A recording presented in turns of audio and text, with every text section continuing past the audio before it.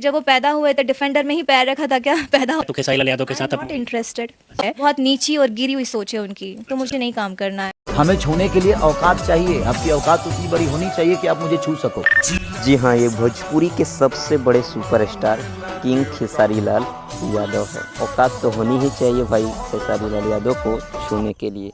जी हाँ दोस्तों, कल भाई काजल राघवानी ने खेसारी लाल यादव के बारे में इंटरव्यू दिया है, जो सोशल मीडिया में काफ़ी तेज़ी से वायरल हो रहा है। उनको पता नहीं है कि भाई काजल राघवानी जैसा कई हीरोइन खेसारी लाल यादव मिनटों भर में बना देते हैं। उनको ज़रा बता दीजिएगा, शायद अपनी औकात भूल गए हैं। बहुत कुछ खेसारी लाल यादव के बारे में बोल गई है।